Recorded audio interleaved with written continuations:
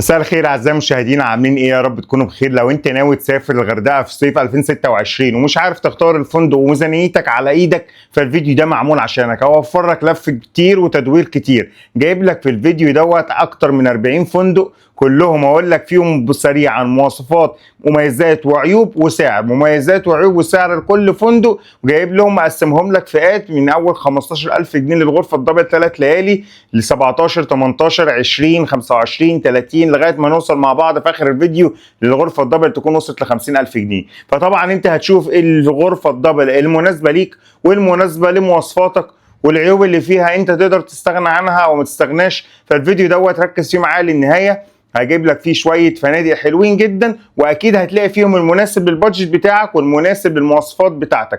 ولو انت مهتم بالسفر والفسح والخروجات صيف وشتاء، فالقناه دي معموله عشانك. ما تنساش تنزل دلوقتي تشترك في القناه وتفعل الجرس عشان يصلك كل جديد وشوف كل ريفيوهاتنا. ويلا بينا نبدا الفيديو.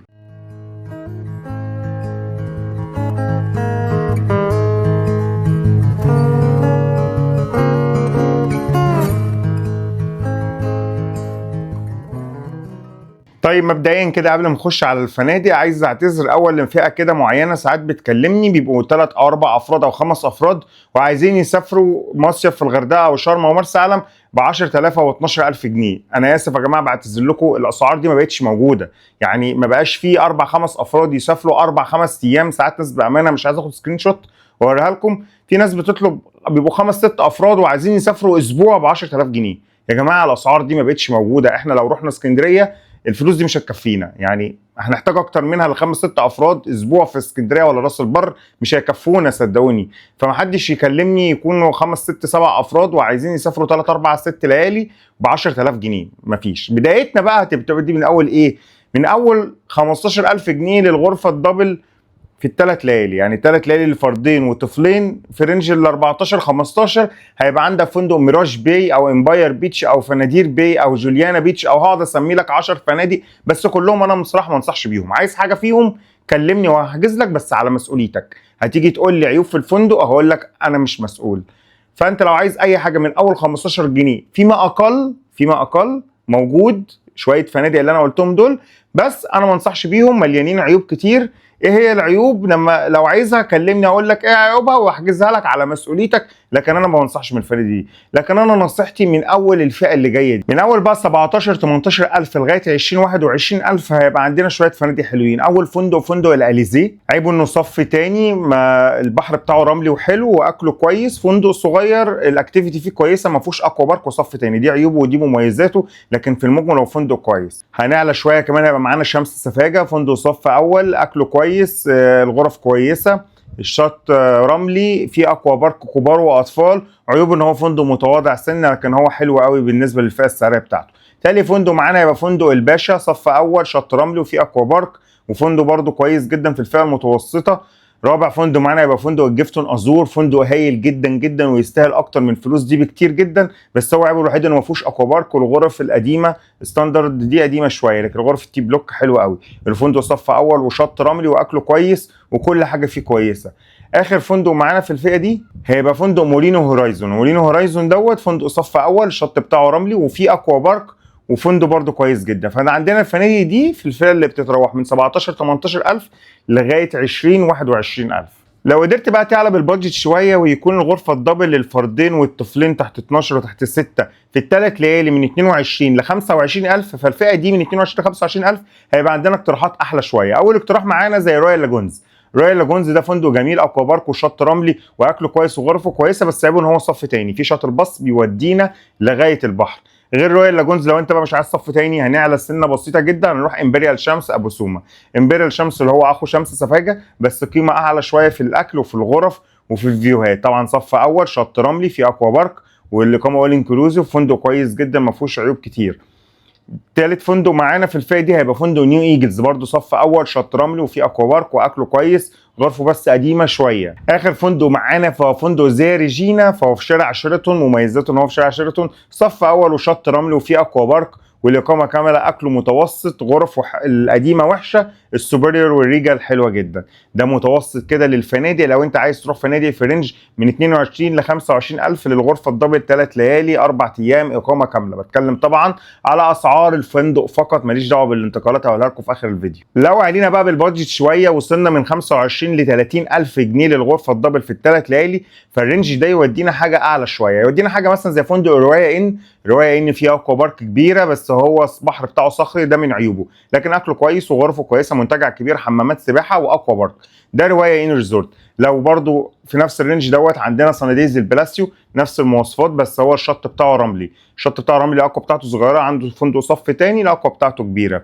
3 فنادق مفتوحين على بعض، اكلهم حلو وفندق كويس جدا. عندنا كمان فندق 3 كورنر ساني بيتش، فهو من الفنادق اللي شغالين عليها بقالنا كتير جدا. 3 كورنر ساني بيتش عيبه الوحيد انه بحره صخري، لكن اكوا بارك واكله حلو وغرفه حلوه ومنتجع نظيف جدا.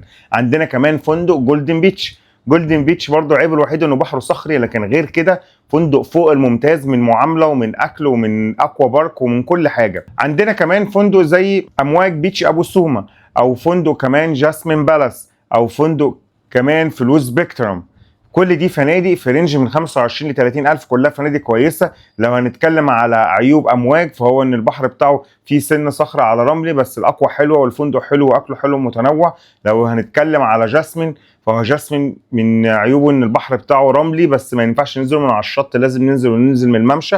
غير كده الفندق انا لسه عامل له ريفيو، فندق جامد جدا، لسه كنت فيه، فندق حلو قوي وكله مميزات، حمامات سباحه كتير، حمامات سباحه ويفي، في اكوا بارك بسيطه، في اكتر من مطعم، واكله متميز جدا. فكل دي فنادق حلوه في رينج من 25 ل 30 الف جنيه. لو حبينا بقى نعلى شويه في رينج من 30 ل 40 الف جنيه او 45 الف جنيه، فهيبقى عندنا برده شويه اقتراحات حلوه جدا بقى. نبتدي نخش الفئات العاليه، فالفندق 3 ليالي ب 40 الف ولا ب 35 او ب 45 الف، ده طبعا لازم يكون فندق عالي. عندنا فندق زي ستيلا جاردن مكادي اللي طلع ترند معانا السنه دي. الفندق دوت اكوا بارك عملاقه وجميله ومتوضبه وحلوه قوي، اكله متميز، غرف متميزه، معامله حلوه، كل حاجه في الفندق حلوه. لو برضو عندنا ستيلا جاردن مكادي، هيبقى عندنا اقتراح زي ديزرت روز. ديزرت روز برضو في الثلاث ليالي هيخش له في سكه ال 39 الف جنيه. برضو عندنا فندق ديزرت روز. طبعا كل فنادق بقى اللي فيها دي ما فيهاش عيوب، يعني هنتكلم في مميزات بس. ديزرت روز صف اول، شط رملي، اكوا بارك، حمامات سباحه، مطاعم كتير، مميزات كتير حلوه جدا. فطبعا لو عندنا ديزرت روز، عايز حاجه تانية هقول لك عندك تايتانيك بيتش، صف اول، شط رملي، اكوا بارك، حاجات فيه كويسه جدا. الشط بتاعه ضحل شويه بس الميه حلوه هتنزلها. الاكل طبعا متميز جدا. عندنا كمان في الفئه دي الفندق المفضل اللي هي شيراتون سوما باي. شيراتون سوما باي ما فيهوش غلطه، صف اول والشط رملي وفي حمامات سباحه، اكوا بارك، وكل اللي انت عايزه هتلاقيه في الفندق. عندهم اقامه هاف بورد بمشروبات، وعندهم اقامه فول بورد. ده الدبل في الليله 11900، ده الدبل في الليله 14900. طبعا اللي عايز تفاصيل اي سعر من الاسعار دي، انا هديك السعر التفصيلي لما تبعت لي على الواتساب الرقم اللي هيظهر قدامك دلوقتي. لكن انا بقول لك الرنجات، يعني انت لو رينجك في الرينج ده هتقدر تدفع في الرينج ده، يبقى الفنادق اللي انا بقولها لك دي هي دي اللي تدور عليها احسن فنادق في الرينج ده. برضو في الرينج ده عندنا فنادق كويسه زي 7 سيز، عندنا كاريبيان وورلد، سوما باي.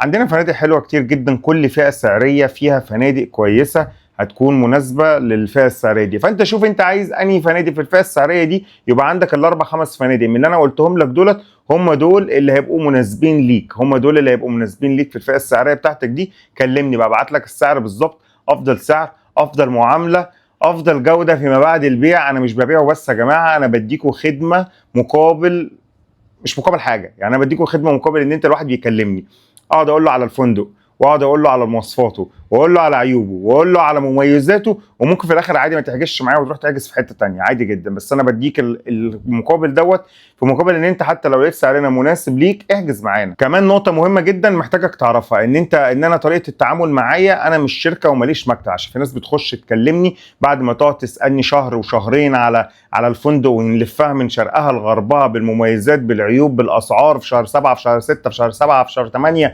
وبعد ده كله يقول لي ايه ده انت ما عندكش مكتب؟ لا انا بخاف احول. طب يا جماعه اسالوني في الاول طريقه معاملتك ازاي. انا طريقه التعامل معايا ان انت بتبعت لي جزء جديه حجز على الانستا باي، والباقي بتدفعه هناك في الفندق. لو انت من الاول مش عايز تحول على الانستا باي مفيش مشكله، ممكن تقول لي هبعتك لشركه تروح تدفع فيها. ممكن عندنا شركات حبايبنا كتير في كذا حته، في مدينه نصر وفي التحرير وفي اكتوبر وفي كل حته وفي مصر الجديده. قول لي انت عايز تدفع في شركه هدفع، ابعتك لشركه هتدفع فيها. عايز تحول لي انستا باي تمام، على عيني وعلى راسي، تحول لي جزء والباقي تدفعه هناك في الفندق. في فنادق بتلزم لينا ان احنا لازم ندفع 100%، في فنادق زي الباتروسات بتقول لي 50% 50%. فانت من الاول قبل ما تخش كده وتقعد تهري معايا ممكن شهر شهرين وتاخد عصاره خبرات سنين، اسالني الاول انت طريقه تعاملك ازاي عشان نقرب على بعض المسافات، عشان انا لو لقيت ان طريقه مناسبه لحضرتك نكمل مع بعض. هتقول لي لا طريقتك مش مناسبه بس انا عايز اخد رايك في حاجه، مفيش مشكله تاخد رايي في حاجه وهقول لك رايي. وفي ناس معانا لو شايفاني دلوقتي يا ريت تقول لي ان انا فعلا بعمل معاها كده ولا لا. في ناس بتخش تقول لي انا مش هحجز معاك، انا حجزت بالفعل بس انا عايز اخد رايك في كذا، وبقول له رايي بكل صراحه. فيا جماعه خبرات السنين دي كلها واللي انا بقوله لكم والوقت اللي بقوله لكم وبقعدوا معاكم على الواتساب وعلى الماسنجر وعلى التليفونات اللي بيقعد بالساعات دوت، انا ما باخدش عليه مقابل. فابسط حاجه عليها ان انت لو هتتم حجز ولقيت الحجز ده مناسب معانا قول لي واحجز معانا، او على الاقل ان يشكرني في الاخر، مش ما تسيبنيش بعد ما نقعد نهري ده كله واقعد اسالك ايه الاخبار عملت ايه تقول لي لا انا رحت حجزت. طب على الاقل قول لي ان انا رحت حجزت، ما بقاش انا قاعد لسه بفكر لك في فنادق وبجيب لك في اقتراحات وببعتها لك وانت في الاخر تقول لي ايه ده انا حجزت بس انا اسف ان انا نسيت اقول لك. اكيد ده ما ينفعش. وفي ناس بتخش كمان تسالني على فنادق زي الباتروس، هو عايز فندق ب 10000 جنيه 4 ليالي 5 ايام، اقول له الفندق بالليله ب 15000 جنيه، يقول لي انت حرامي انت نصاب انت مش عارف ايه. يا ابني هو انا انت اللي داخل تسال على فندق مش عارف سعره؟ انا قلت لك على سعره بامانه يا جماعه. لو خدت لكم سكرينات وخدت لكم لقطات من الحاجات اللي بتحصل معايا انا هبطل الشغلانه دي مش هشتغلها تاني، بس عشان انا بحبكم وبحب الشغل وبحب مجالي وبحب الفنادق وبحب السفر. فانا قاعد ومعاكم، يا ريت الناس تقول فعلا انا ازاي بطول بالي معاكم واقعد اقول لكم اللي انتوا عايزينه واخد استفساراتكم. وحتى لو مش هتحجز معانا انا برد لك على كل استفساراتك. فيا رب يكون الفيديو دوت عجبكم ويا رب يكون الفيديو ده فاتكم. ولو حد عايز اي استفسار عن اي حاجه حتى لو مش هتحجز معانا ابعت لي على الرقم وقول لي انت عايز تعرف ايه وانا تحت امرك في اللي انت عايزه. شكرا لمتابعتكم، سلام.